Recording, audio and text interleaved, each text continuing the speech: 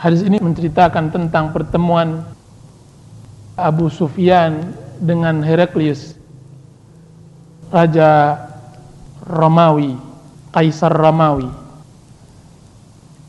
Pertemuan itu di Syam, tepatnya di Ilia. Kebetulan waktu itu Romawi mengalahkan Persia di dalam peperangan yang sangat menentukan. Karena kemenangan tersebut membuat Heraklius bernazar untuk berjalan dari Hims ke Ilia, berjalan kaki.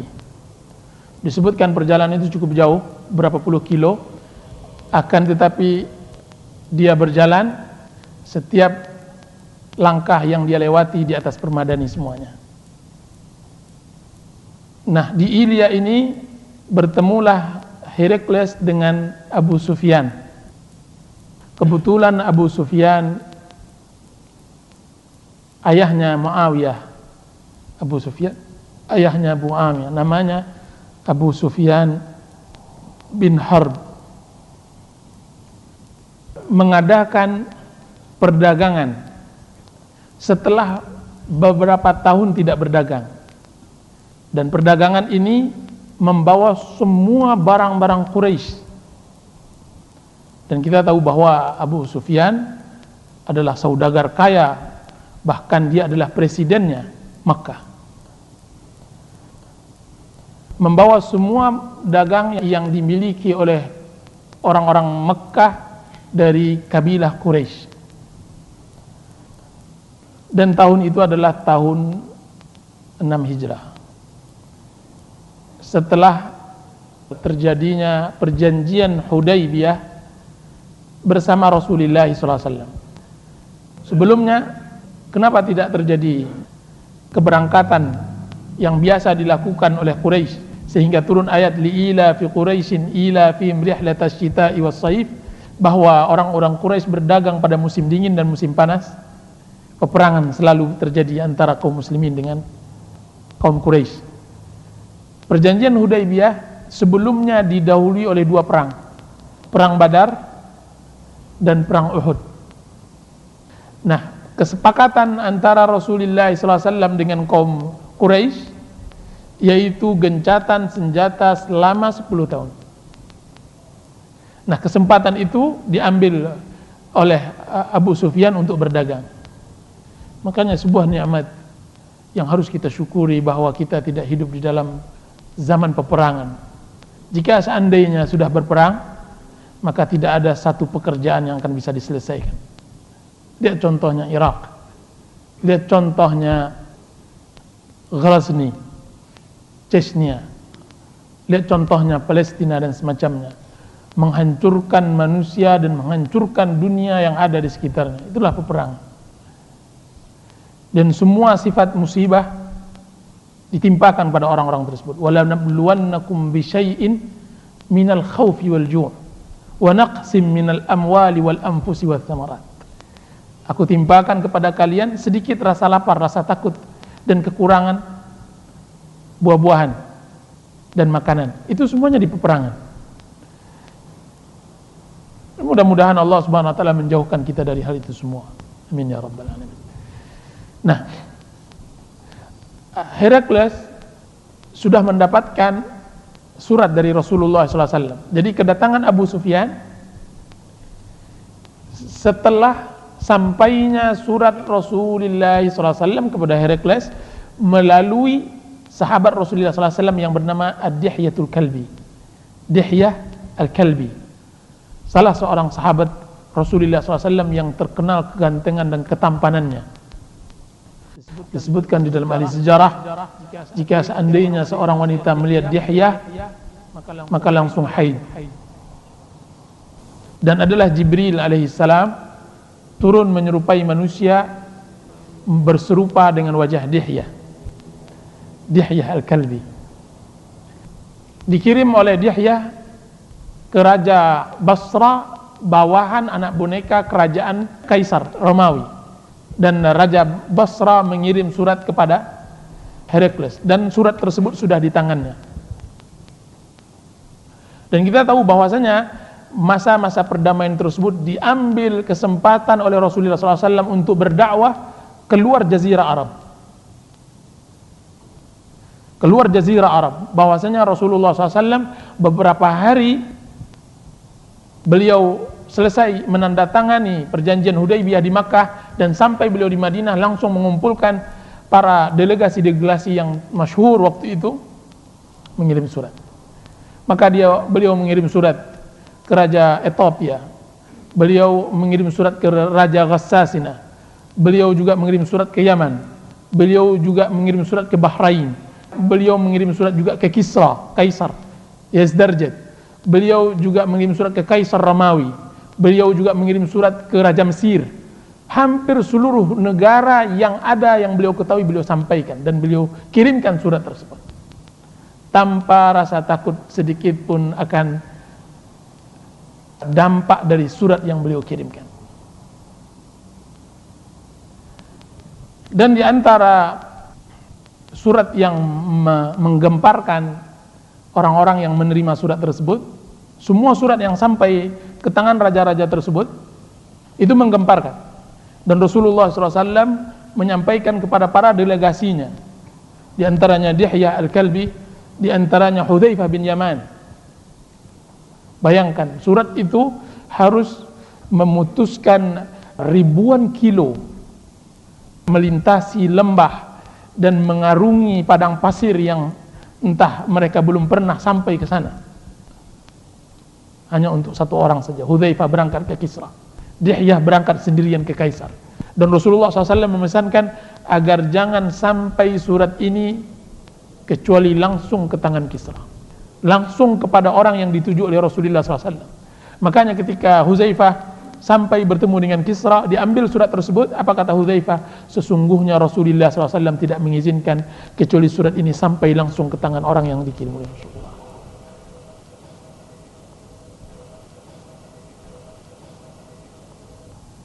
Ketika sampai tangan surat tersebut ke Herakles, Herakles memerintahkan kepada bawahannya untuk mengadu-ngadu Syam, memberitahukan jika seandainya ada orang yang mengenal si pengirim surat ini. Katanya, adu-aduklah Syam dan cari orang yang mengenal si pengirim surat ini, Muhammad bin Abdullah, yang mengaku dia adalah Rasulullah SAW. Dicari ke sana dan kemari, kebetulan bertemu dengan Abu Sufyan. Disebutkan dia dengan 20 orang Quraisy, dan riwayatnya disebutkan dia dengan 30 orang Quraisy. Ketika dapat Abu Sufyan oleh para pengawalnya, dibawalah Abu Sufyan langsung menemui Kaisar Herakles. Terjadilah dialog yang sangat panjang antara Abu Sufyan dengan Herakles. Ketika datang Abu Sufyan, Heraklius duduk di singgasananya, Abu Sufyan disuruh maju, kemudian semua orang yang bersama Abu Sufyan dibawa, dan dia berada di belakang semuanya. Apa kata Herakles? Pastikan orang yang berbicara nanti dia berbicara benar. Jika seandainya dia berdusta, sanggah oleh kalian. Yaitu perintah Herakles kepada orang-orang yang bersama Abu Sufyan di dalam perdagangan. Ketika berkumpul mereka semua, Heraklius bertanya. Apa kata dia? Ayyukum aqrabu nasaban bihadzal rajulil ladzi yaz'um annahu nabi. Siapa di antara kalian yang dekat nasabnya dengan orang ini yang mengaku dirinya nabi? Kisra inginkan adalah bahwa jika seandainya yang dekat nasab dengan Nabi Muhammad SAW, berarti dia adalah orang yang paling mengenal sejarah keturunan Rasulullah SAW secara zahir dan batin, orang yang mengetahui seluk-beluk keluarganya. Berbeda dengan orang yang jauh nasabnya, jelas bisa saja dia hanya mendengar atau melihat dari kejauhan, Kan tapi orang yang dekat nasabnya, niscaya juga dia tidak akan mau mendustakan, dan dusta terhadap orang yang dia sebut tersebut yang dekat nasabnya berarti mendustakan dia dan keluarganya. Maka berkata Abu Sufyan, saya. Apa kata Heraklius, apa hubungan engkau dengannya? Maka dijawab oleh Abu Sufyan, hubungan saya, dia adalah keponakan dari paman saya, Ibnu Ammin. Karena Rasulullah SAW dengan Abu Sufyan bertemu dengan di kakek beliau yang keempat, yaitu Abdul Manaf. Dan kedudukan Abu Sufyan dengan Rasulullah SAW kedudukan sejajar dengan pamannya, sehingga beliau menjadi hubungannya adalah keponakan. Masuklah Abu Sufyan, kemudian disuruh oleh Heraklius untuk maju ke depan dan yang lainnya di belakang. Kemudian Heraklius memanggil penerjemahnya, kemarilah. Kemudian apa kata Heraklius kepada penerjemahnya? Katakan kepada mereka, sungguhnya saya ingin bertanya tentang laki-laki ini. Jika seandainya dia berdusta, yaitu Abu Sufyan, maka perintahkan mereka untuk mendustakan ucapannya. Apa kata Abu Sufyan? Demi Allah, kalaulah bukan malu saya, maka niscaya saya akan lebih mendahulukan dusta daripada saya menyebutkan kenyataan yang ada. Jadi Abu Sufyan, kalaulah bukan malu, menunjukkan pertama bahwa bukanlah dari kebiasaan Arab berdusta. Ini salah satu sifat Arab yang sangat luar biasa, bahwa mereka jujur di dalam berucap. Mereka terang-terangan. Mereka tidak berbasa-basi banyak. Iya, tidak. Dan yang kedua, terlebih lagi kepada Abu Sufyan, karena dusta dia adalah dusta seluruh Arab, karena dia adalah pimpinan Arab, dan karena Quraisy adalah pimpinan dari semua kabilah Arab, dan dusta dia adalah aib bagi Arab semuanya, dan dia sedang sekarang dijamu oleh negara yang terbesar pada zaman tersebut, dan dia adalah negara kecil yang tidak ada artinya. Maka dia katakan, kalaulah bukan karena malu, niscaya saya akan berdusta terhadap apa yang akan ditanya oleh Heraklius. Apa yang pertama kali ditanyakan oleh Herkal, bahasa Arabnya Herkal, kepada Abu Sufyan, bagaimana nasabnya di antara kalian? Kaifa nasabuhu fikum? Yaitu nasab Rasulullah SAW. Apa kata Abu Sufyan? Demi Allah, dia mempunyai nasab. Kemudian bertanya lagi Herkal, apakah ada orang yang berbicara, mendakwakan seperti dakwanya sebelum dia? Maka berkata Abu Sufyan, tidak ada. Dia orang yang pertama. Kemudian berkata Herkal, apakah ayah-ayahnya dahulu adalah raja? Setiap pertanyaan Herkal menjebak, beluk hati orang. Dia mengerti itu. Setiap ucapannya menjebak. Apa kata Herkal? Apakah ada di antara ayahnya raja? Maka berkata Abu Sufyan, tidak ada yang raja. Maksudnya pemimpin tertinggi. Tidak. Kan tapi dia mempunyai nasab. Apa kata Herkal? Apakah orang-orang yang mengikutinya orang-orang yang terhormat, tinggi kedudukannya, atau orang-orang yang lemah? Maka dijawab oleh Abu Sufyan, yang mengikutinya orang-orang yang lemah. Bertambahkah mereka atau mereka berkurang? Maka dijawab oleh Abu Sufyan, mereka bertambah dan tidak pernah berkurang.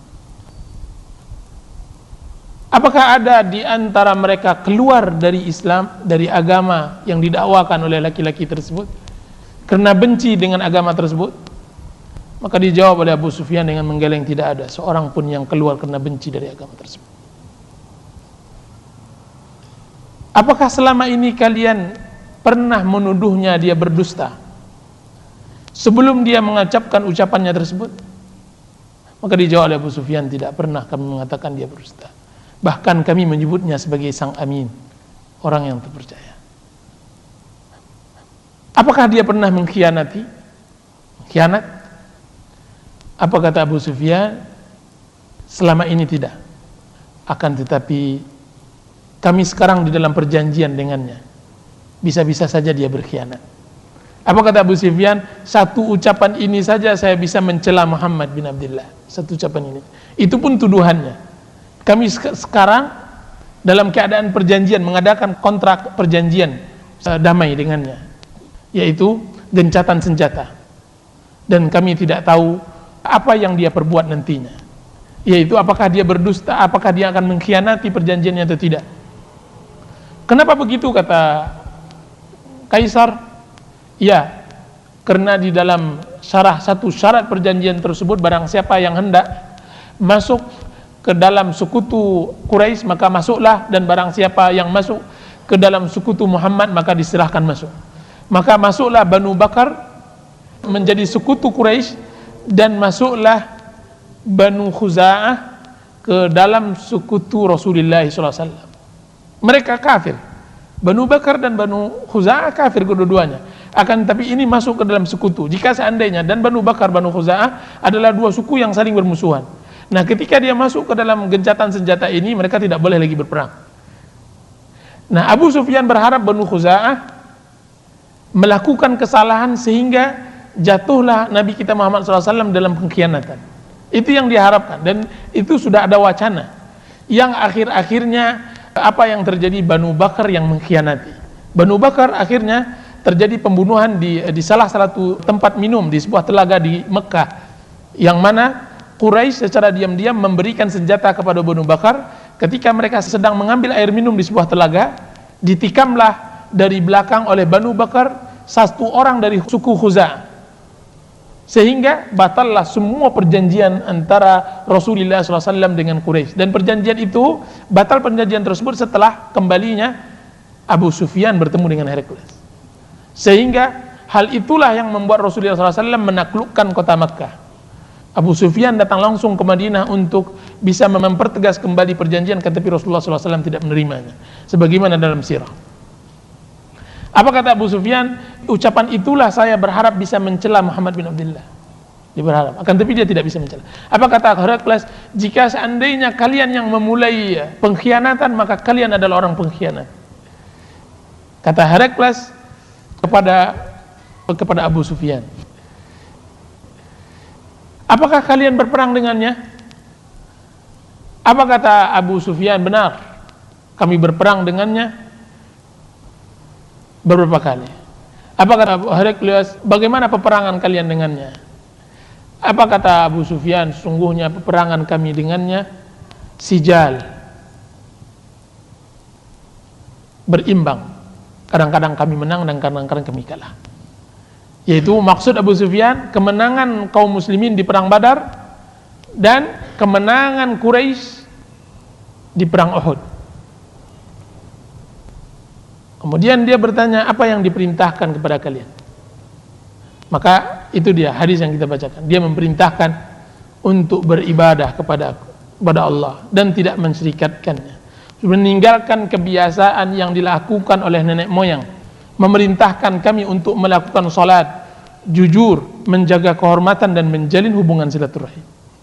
Itu perkataan Abu Sufyan, dan dia musyrik. Apa kata di akhir ucapannya? Nanti kita ulas semua pertanyaan-pertanyaan Herakles itu. Apa di akhir ucapan Abu Sufyan? Kaisar berkata, fa in kana ma taqulu haqqan fasayamliku mawdi'a qadamayya hatain. Jika seandainya semua yang engkau sampaikan itu adalah benar, maka niscaya dia akan menguasai tempat letak kaki saya sekarang ini. Apa kata beliau? Wa qad kuntu, apa kata Kaisar? Wa qad kuntu a'lam annahu kharij. Sungguh aku telah mengetahui lama bahwa dia akan keluar. Lam akun azunnu annahu minkum. Kan tapi saya tidak menyangka bahwa dia keluar di antara kalian. Saya tidak menyangka bahwa Nabi akhir zaman tersebut akan keluar dari kalian. Falau anni a'lam, kalau seandainya aku mengetahui bahwa dia telah datang, anni akhlusu ilaihi, saya bisa keluar darinya tanpa ada embel-embelan yang menyusahkan saya dari kerajaan dan kekuasaan, latajassamtu liqa'ah, niscaya saya akan berletih-letih untuk bertemu dengannya. Walau kuntu indahu laghasaltu an qadamih, jika seandainya aku bersamanya, jika seandainya aku berada di sisinya, niscaya aku akan menjadi tukang cuci kakinya. Itu kata Kaisar. Apa kata Abu Sufyan mendengar ucapan tersebut? Demi Allah, begitu besar perkara yang dibawa oleh Ibnu Abi Kabsyah, sehingga begitu besar perhatian Kaisar. Ibnu Abi Kabsyah adalah ejekan Abu Sufyan kepada Rasulullah SAW.